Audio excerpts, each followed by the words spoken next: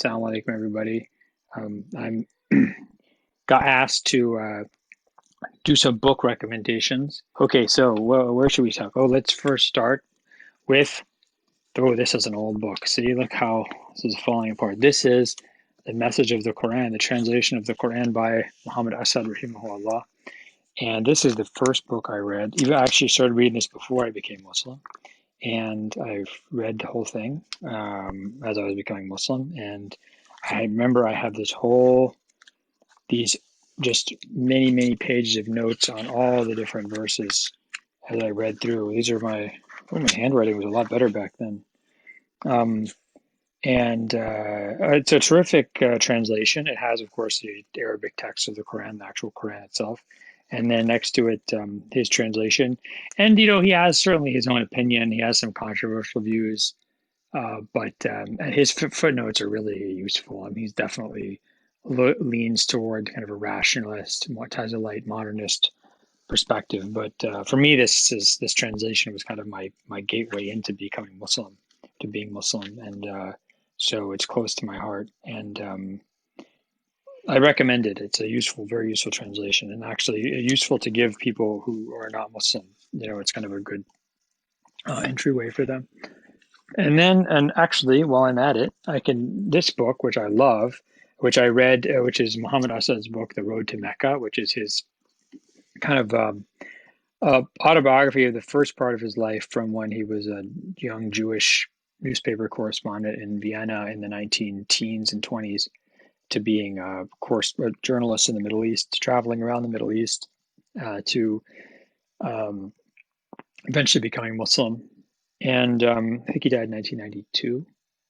And so this is an amazing book. I read it in the same class I read the translation of the Quran for, and the book has just stunned me, and it's moved me deeply. And I didn't look at it for around 20 years, and then a few years ago for one of my classes, we read it. I signed it, we read it, and I read it again, and it's just such a beautifully written book, with also some great pictures in it.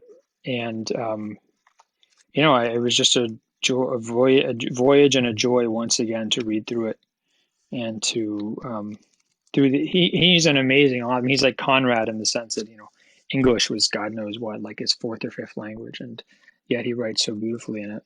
So I really recommend this book, The Road to Mecca. And then he has a sequel which was written by him and then kind of I think finished by his wife, his widow, after he died, called Homecoming of the Heart, which is hard to get, which is available in Pakistan, and I think they sell it in the UK. Someone got it from me in the UK, which is very nice of him. Okay, let's see other things. Okay, let's see Islamic history. You can't go wrong with, people. Let me get my little fan of cards here.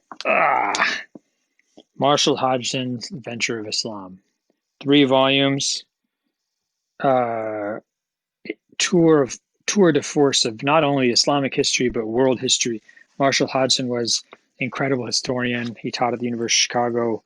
He died in the 1970s, late 1970s. And this is a history of Islamic civilization, and also kind of a history of world history, and especially meditations on the process of modernization and what that's done to humanity and the challenges it's presented.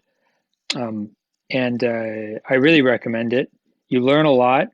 It's a little bit dated, but some of the details might be dated, but the overall structure is, I think, completely intact and valid.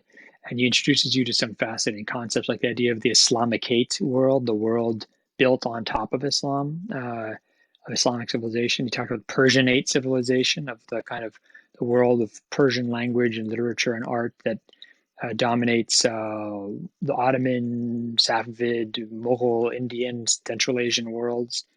And it goes all the way up to the modern period. But really, the first 2 volumes are just terrific. I can't say enough good stuff about this book. And it's a structure that I use still teaching all my classes. Okay, why not go with these books? So these are some really good books, I think, on kind of issues of Islam and Islam in the West, or Islam in Europe, and Islam in the US. And this is Anne Norton's excellent book on the Muslim question. I really cannot recommend this book enough. She's a political scientist and a political philosopher. She teaches at the University of Pennsylvania.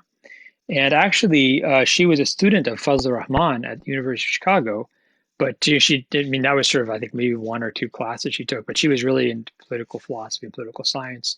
So she wrote this book kind of about Muslims and Islam, but that's not usually what she writes about. But this is a really terrific book, and if you recognize it, it's sort of harking back to Marx's book on the Jewish question. And so what Ann Norton really argues, I think, very convincingly in this book is that uh, the West's problems with Islam and Muslims are really not about Islam and Muslims. It's about the West's and Western peoples and Western cultures' anxieties, internal anxieties and internal insecurities, and inability to deal with difference and to deal with the other. So I really recommend this book. Another excellent book, which is very specific to France, and it's just maybe almost uh, 15 years old now, or 12 years old or so now, but it's still an excellent book. Joan Wallach Scott's book, The Politics of the Veil, which is about Islam in France. And it's an excellent study of kind of the politics and cultural anxieties around Muslims and Islam in France, and kind of how law and state can be used to within the law and within the rules of the government and the rules of the game, so to speak, can be used to exclude people and to deny them rights in a society that's supposed to be protecting those rights. So I really recommend this book if you're interested in Islam in France, which is a great topic. Okay. Oh, yeah. This is also kind of goes along with that subject. Um, Islam and Liberal Citizenship by my friend Andrew March. Very, very smart guy, one of the best and most rigorous thinkers I know, and always a pleasure to engage with and talk with and read. And what this book is really about is, Muslims, how do Muslims think about and how do Muslims ponder questions of belonging and citizenship in liberal states like Western polities.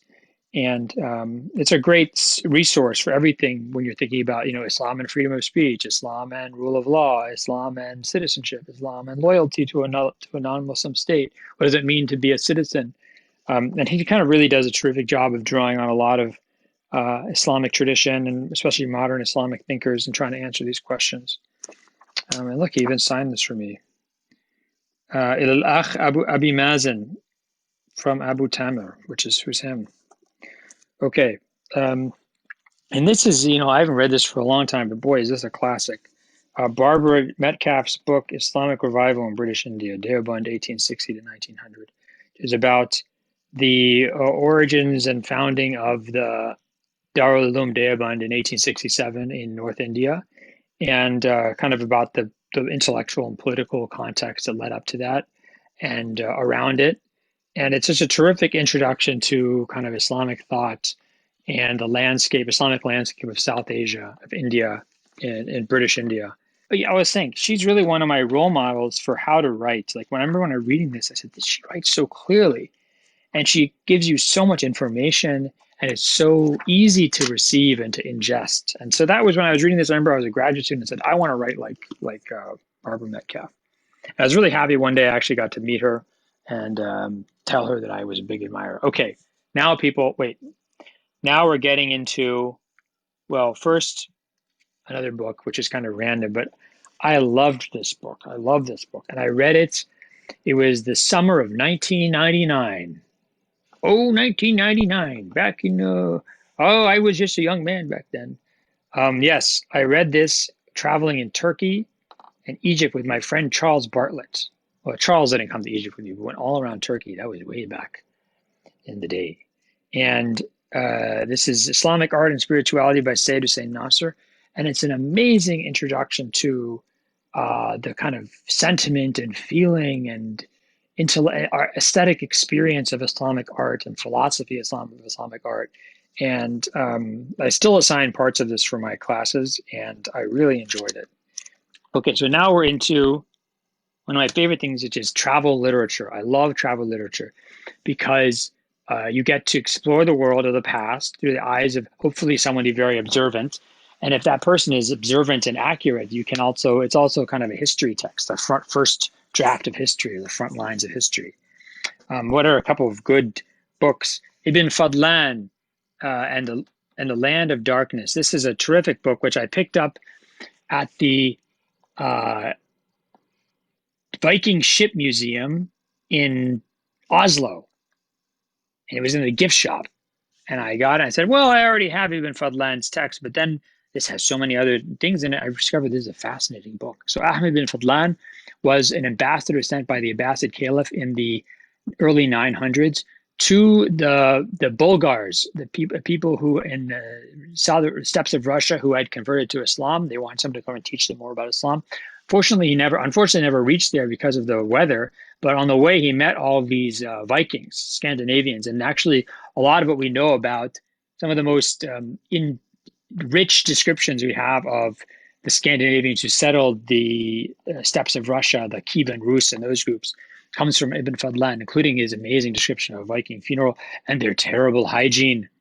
So then what's interesting is it goes on to with several other texts like Abu Nasr al-Gharnati, who is a 12th century traveler, and one of the best. Al-Gharnati is my favorite medieval traveler. This guy is really descriptive. And he tells you about his personal life, his family, his kids who die, his wife, his romantic involvements, and again, traveling into the steppes of Russia and Central Asia. So it's kind of a collection of different Muslim travelers who traveled into the kind of North countries, Southern Russia, Central Asia, all packaged along with Ibn Fadlan.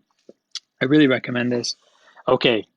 Usama bin Munqidh, the Book of Contemplation, Islam and the Crusades. And this is Paul Cobb, an excellent historian, I think also a University of Chicago graduate.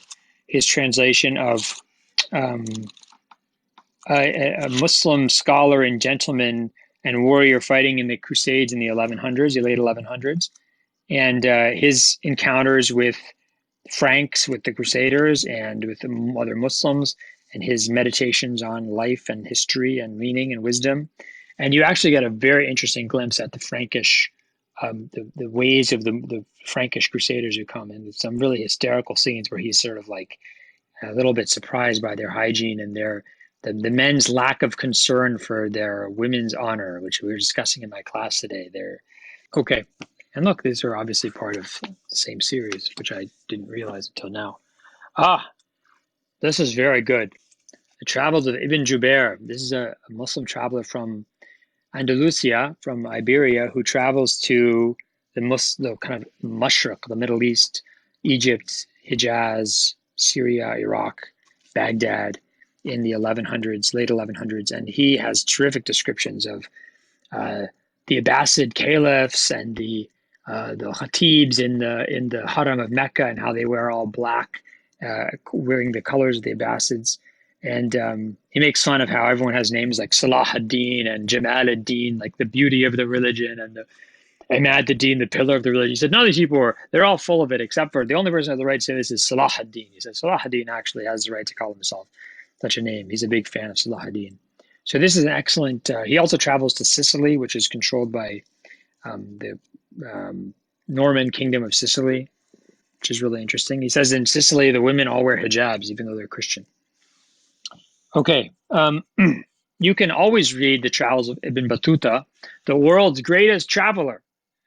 Originally from Tangier, traveled throughout North Africa, West Africa, the East Africa, the Pacific, the Indian Ocean world. He lived for some 10 years in the Maldives as a judge there. He clearly had a good taste for nice vacation spots. The Middle East, Anatolia, Central Asia. He met the Khan of the Golden Horde. He met the second Sultan of the Ottoman dynasty, in fact, Orhan. That's where we have some information about the early Ottomans. Is actually from Ibn Battuta. He traveled through Iran. He traveled through India. He lived in India in Delhi for several years, where he worked as a judge. Southeast Asia into China. Fascinating voyage. And this is actually by a scholar named Ross Dunn. And it's kind of a summary of his travels, and then he gives a lot of historical context. So it's like a book of Islamic history, but kind of doing it through the travels of Ibn Battuta. I really recommend it. It's an excellent book. And you can also read the original travels, most of which have been translated by Hamilton Gibb. Okay, this is a terrific book, people. kind of the cover art is a little goofy, but this is Mirza Abu Talib, who's a Persian-speaking Indian Muslim scholar from Lucknow in North India, and he travels to Ireland and Britain in the very late 1700s and early 1800s, and he travels all the way back through France and Europe, through the Ottoman Empire, Iraq, Iran, back to India. And his descriptions of England and Ireland are really, really fascinating. And he also travels around, he gets there by going around South Africa. So he gets a description of Cape Town in there. And really amazingly rich description and great observations. And the last book I'll recommend, which is a terrific work I really recommend, is the Letters of Lady Worley Montague. So she's well, there's not much of a cover here. Let me open it up for you. Show us the side. Okay, but how about that? That's pretty good, isn't it? And the side is pretty. I'll show you the side. So Lady Worley Montague was the wife of she's British, the wife of the British ambassador to Istanbul, the Ottoman Empire. And she travels to the Ottoman Empire and lives there for several years in Istanbul in the early 1700s. And so what's really interesting about her, right, is that she's like the female traveler. So she gets to go into the women's world of the Ottoman Empire. And boy, do you get a great description of, and she's really interesting, very, very smart. And she kind of, in one sense, she really kind of bashes a lot of stereotypes. She's like, the whole idea that Muslim women are oppressed is nonsense. They have a tremendous amount of freedom. They have a lot of rights that even women in England in her time don't have. So she's a very kind of removed, calm, objective description, not sensationalistic. And she gets to become very good friends with a lot of Ottoman women. And her description of their lives and their experiences is very interesting. And she's a terrific analyst and kind of thinker in her own right. And you get a lot of those insights in her book. In fact, she's the one who brought vaccination against smallpox. She brought that from the Ottoman Empire to England. She introduced the practice of vaccination to Britain. So anyway, those are some books that I really enjoy, have enjoyed, still enjoy. And I thought that I would tell you about them, you plural. And inshallah, I pray that everybody's doing well. Tough times. Shaddu helkum, right? Be tough. Hang in there. And assalamu alaikum wa rahmatullah.